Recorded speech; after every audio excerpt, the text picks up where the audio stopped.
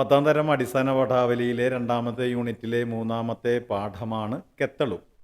ഈ പാഠഭാഗത്തിൻ്റെ ആശയവും ചോദ്യോത്തരങ്ങളും നമുക്ക് പരിചയപ്പെടാം. വയനാട് അടിയ ആദിവാസി സമൂഹത്തിൽ നിന്നുള്ള കവിയാണ് സുകുമാരൻ ചാലിഗദ്ദ. ചാലിഗദ്ദ നിവാസിയാണ് ഇദ്ദേഹം. റാവുള ഭാഷയിൽ കവിത എഴുതുന്ന ഇദ്ദേഹം മലയാളത്തിലും രചനകൾ നടത്താറുണ്ട്. കർണാടക അതിർത്തിക്കടുത്ത് ജീവിക്കുന്നത് കൊണ്ട് അവിടുത്തെ ജീവിതത്തെക്കുറിച്ചും കവിക്ക് ധാരണയുണ്ട്. ഇവിടെ കൊടുത്തിട്ടുള്ള ഗോത്ര ഭാഷയിൽ എഴുതിയ കെത്തളുവിൻ്റെ പരിഭാഷയും ഏട്ടക്കൂരി എന്ന പേരിൽ നമുക്ക് കാണാനാകും. ഭൂമിയാണ് പരമമായ സത്യം, അതാണ് ഗോത്ര കവിതയുടെ കാതൽ. ഗോത്ര കവിയിലുണ്ട് പ്രകൃതിയുടെ താക്കോൽ. പ്രകൃതിയോട് അടുത്ത് ഇടപഴകി അതിൻ്റെ സ്പന്ദനം തിരിച്ചറിയുന്ന ഈ വിഭാഗം അവരുടെ ജീവിതവേളകളിൽ ഉരുവിടുന്ന പാട്ടുകൾക്ക് വ്യക്തമായ പൊരുത്തങ്ങളോ ഭാഷയുടെ സുവ്യക്തതയോ ഉണ്ടാവില്ല. അത് ആത്മാവിഷ്കാരങ്ങളാണ്.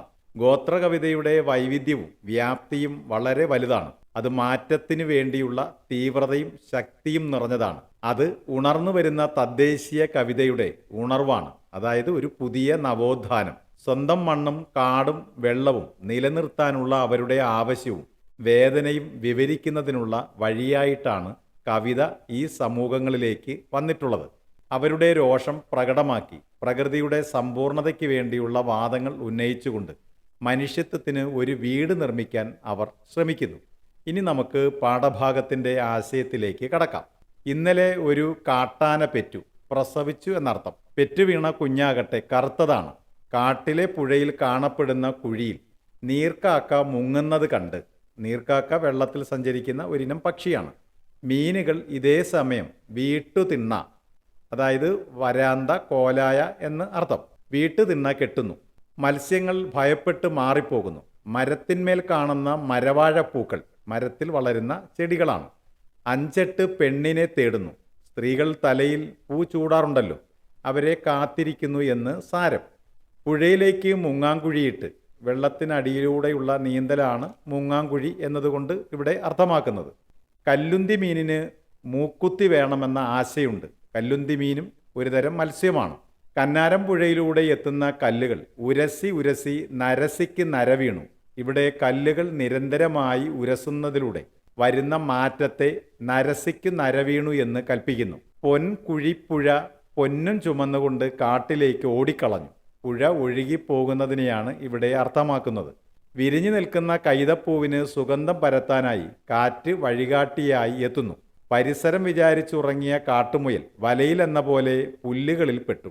പുഴയ്ക്ക് കുറുകെ നീന്തുന്ന വാളയ്ക്കും കരവെട്ടിച്ചാടുന്ന ഏട്ടക്കൂരിക്കും രണ്ടും ഒരുതരം മത്സ്യമാണ്. കാണാൻ എന്തൊരു ചന്തമാണ്. മലകൾക്ക് കണ്ണിട്ടിട്ടുണ്ട് എന്നാണ് ഇവിടെ പറയുന്നത്. കുഴികുത്തി മരുന്ന് നിറച്ചാണ് പാറകൾ പൊട്ടിക്കുന്നത്. ആ സമയത്ത് കുത്തി വീണ കല്ലുകളെല്ലാം വെളുത്ത ചോര ഛർദ്ദിക്കുന്നു. കവി പണ്ട് ഓടിച്ചാടി നടന്നിരുന്ന കല്ലുകളെല്ലാം അങ്ങാടി കാണുന്നു. വനത്തിനുള്ളിലും വനത്തോട് ചേർന്നുള്ള പാറകൾ, കല്ലുകൾ എല്ലാം നാഗരികതയുടെ രാക്ഷസപ്പിടിയിൽ അമർന്നു.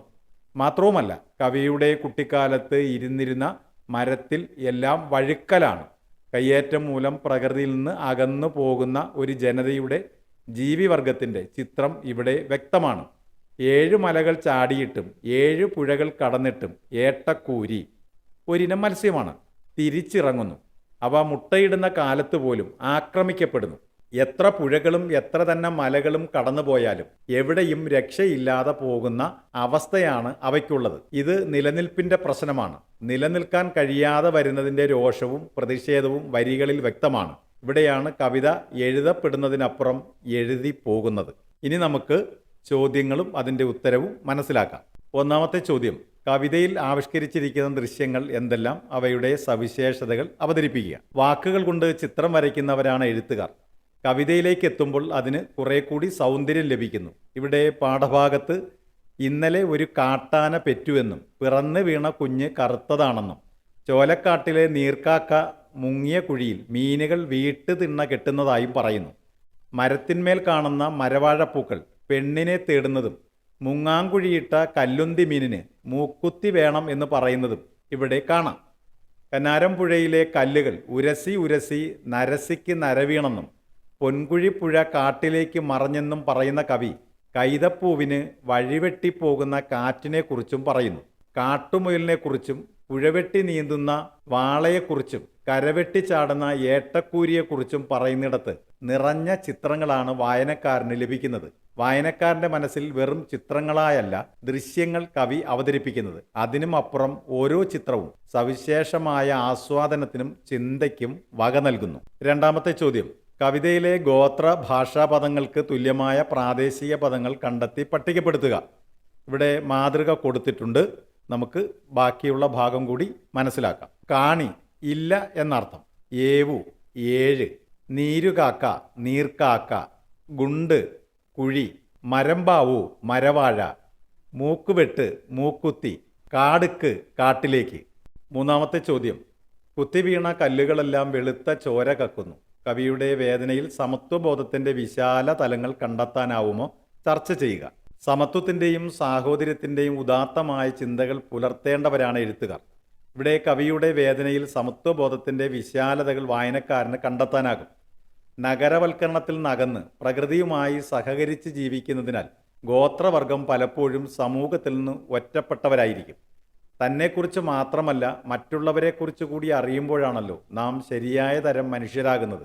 ഇവിടെ പ്രകൃതിയോട് ചേർന്ന് ജീവിക്കേണ്ടി വരുന്ന ഒരു ജനതയ്ക്ക് അവരോടൊപ്പം നിൽക്കുന്ന കാടും കാട്ടിലെ സചേതനവും അചേതനവുമായ വസ്തുക്കളും നഷ്ടപ്പെടുമ്പോൾ ഉണ്ടാകുന്ന മാനസിക വ്യഥ പറഞ്ഞറിയിക്കാനാവില്ല.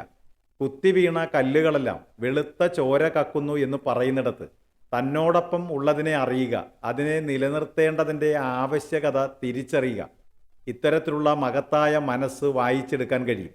ഇതുതന്നെയാണ് ഇവിടെ കവിയിൽ കാണാൻ കഴിയുന്ന സമത്വ ദർശനം. നാലാമത്തെ ചോദ്യം, 7 മലകൾ ചാടിയിട്ടും 7 പുഴകൾ കടന്നിട്ടും ഏട്ടക്കൂരി തിരിച്ചിറങ്ങി. ഊത്തകാലത്തും രക്ഷയില്ല. പാർശ്വവൽക്കരിക്കപ്പെട്ട ഒരു ജനതയുടെ അതിജീവനത്തിൻ്റെ പ്രതീകാത്മകമായ ചിത്രീകരണമാണോ കാവ്യഭാഗത്തുള്ളത്? നിരീക്ഷണങ്ങൾ അവതരിപ്പിക്കുക. ഇവിടെ ഊത്ത എന്ന വാക്കിൻ്റെ അർത്ഥം പുതുമഴയിൽ പുളയ്ക്കുന്ന മീൻകൂട്ടം എന്നാണ്.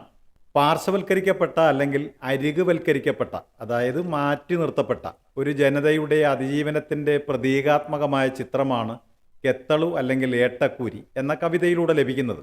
പ്രജനനകാലത്ത് മുട്ടയിടാനോ അത് സംരക്ഷിക്കാനോ കഴിയാത്ത അപകടകരമായ അവസ്ഥയിലൂടെയാണ് ഏട്ടക്കൂരികൾ കടന്നു പോകുന്നത്. മനുഷ്യർ ഇന്ന് പ്രകൃതിയുടെ നല്ലൊരു പങ്കും കൈയടക്കി വച്ചിരിക്കുന്നു. ഇവിടെയാണ് കവി ഇപ്രകാരം പറയുന്നത്: 7 മലകൾ ചാടിയിട്ടും 7 പുഴകൾ കടന്നിട്ടും ഏട്ടക്കൂരി തിരിച്ചിറങ്ങി. ഊത്തകാലത്തും രക്ഷയില്ല. പലപ്പോഴും ബോധപൂർവം പറയണം എന്ന ആഗ്രഹത്തിലല്ല എഴുത്തുകാർ ചിലത് പറയുന്നത്. നിലനിൽപ്പിൻ്റെ അടിത്തറ ഇളകുമ്പോൾ അവർക്ക് സത്യം പറഞ്ഞേ മതിയാവൂ.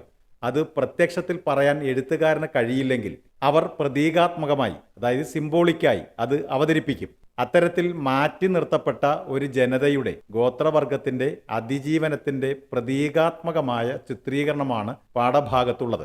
അഞ്ചാമത്തെ ചോദ്യം, കന്നാരമ്പുഴയിലെ കല്ലുകൾ ഉരസി ഉരസി നരസിക്ക് നരവീണു. വരികളിലെ കാവ്യഭംഗിക്ക് കാരണമാകുന്ന ഘടകങ്ങൾ എന്തെല്ലാം? വിവരിക്കുക. കവിതയാകുന്നത് അതിലെ കാവ്യഭംഗിയാണ്. ഗോത്രവർഗ കവിതയാണെങ്കിൽ കൂടിയും, അതായത് ജീവിതാനുഭവങ്ങളെ വളച്ച് കെട്ടില്ലാതെ ആവിഷ്കരിക്കുമ്പോൾ പോലും രചനയിൽ തെളിയുന്ന കാവ്യഭംഗി ഇവിടെ പ്രശംസനീയമാണ്. പുഴയെ ഒരു സുന്ദരിയായ സ്ത്രീയായി കൽപ്പിക്കുന്ന ധാരാളം രചനകൾ നമുക്ക് കണ്ടെത്താനാകും. ഇവിടെ കന്നാരമ്പുഴയിലെ കല്ലുകൾ ഉരസി ഉരസി നരസിക്ക് നരവീണു എന്ന് പറയുന്നിടത്ത് ലഭിക്കുന്ന കാവ്യഭംഗി വാക്കുകൾക്കപ്പുറമാണ്. അതായത് നിരന്തരമായി പുഴയിലൂടെ ഒഴുകി വരുന്ന കല്ലുകൾ അവിടെയും ഇവിടെയും തട്ടി ഉരസി മാറ്റങ്ങൾ സംഭവിക്കുന്നു. ഇതിനെയാണ് കവി നരസിക്ക് നരവീണു എന്ന് പറഞ്ഞിരിക്കുന്നത്. നരസിക്ക് നരവീണു എന്ന് പറയുന്നിടത്ത് കല്ലുകൾക്കുണ്ടായ രൂപമാറ്റമാണ് വ്യക്തമാകുന്നത്. അതിനെ താൻ ജീവിക്കുന്ന ചുറ്റുപാടുമായി ചേർത്ത് പ്രകൃതിയുടെ മാറ്റമായി കവി കൽപ്പിക്കുന്നു. പച്ചയ്ക്ക് പറയുന്നത് ശരിയായ തരം സാഹിത്യമല്ല. പറയുന്നതിനെ കാവ്യാത്മകമായി അവതരിപ്പിക്കുമ്പോഴാണ് വിഷയത്തിന് ചാരുതയും ഗൗരവവും ഉണ്ടാകുന്നത്. ഇവിടെ അക്ഷരങ്ങളുടെ ആവർത്തനം കവിതയ്ക്ക് കൂടുതൽ ഭംഗി നൽകുന്നു. അടുത്ത ചോദ്യം, കേരളത്തിൽ അനവധി ഗോത്രഭാഷകളുള്ളതിൽ ഒന്നിലാണ് നാം പരിചയപ്പെട്ട കെത്തളു എന്ന കവിത രചിച്ചിട്ടുള്ളത്. ഇതുപോലെ മറ്റ് ഗോത്രഭാഷകളിൽ നിന്ന് ലഭ്യമാകുന്ന രചനകളും വാമൊഴിപ്പാട്ടുകളും ശേഖരിച്ച് പാരമ്പര്യവാദ്യങ്ങളും സംഗീതോപകരണങ്ങളും പ്രയോജനപ്പെടുത്തി പാട്ടരങ്ങ് സംഘടിപ്പിക്കുക, ശേഖരിച്ചവ പതിപ്പാക്കുകയും വേണം. ഈ ചോദ്യത്തിൻ്റെ ഉത്തരം ക്ലാസ് റൂം പ്രവർത്തനമായി കണ്ട് നിങ്ങൾക്ക് തന്നെ തയ്യാറാക്കാവുന്നതാണ്. മറ്റൊരു ചോദ്യം, പരിസ്ഥിതി പ്രമേയമായ കവിതകൾ കോർത്തിണക്കി ഓഡിയോ ആൽബം നിർമ്മിക്കുക. സ്കൂളിലെ റെക്കോർഡിംഗ് IT സംവിധാനങ്ങൾ ഉപയോഗപ്പെടുത്തി ക്ലാസ്സിൽ അവതരിപ്പിക്കുക. ഈ ചോദ്യത്തിന്റെ പ്രവർത്തനവും വിവര സാങ്കേതിക വിദ്യയുടെ സഹായത്തോടെ തയ്യാറാക്കാൻ കഴിയും. പരിസ്ഥിതി സംബന്ധമായ നിരവധി രചനകൾ പരിചയപ്പെട്ടിട്ടുള്ളതാണ്. ഉദാഹരണത്തിന് ONVയുടെ സൂര്യഗീതം, ഭൂമിക്കൊരു ചരമഗീതം, സുഗതകുമാരി ടീച്ചറിന്റെ ഒരു പാട്ട് പിന്നെയും ഇത്തരത്തിലുള്ള കവിതകൾ കൂടി കണ്ടെത്തി ഈ ചോദ്യത്തിന്റെ ഉത്തരവും നിങ്ങൾക്ക് ക്ലാസ് റൂം പ്രവർത്തനങ്ങളായി ഗ്രൂപ്പ് അടിസ്ഥാനത്തിൽ തയ്യാറാക്കാം.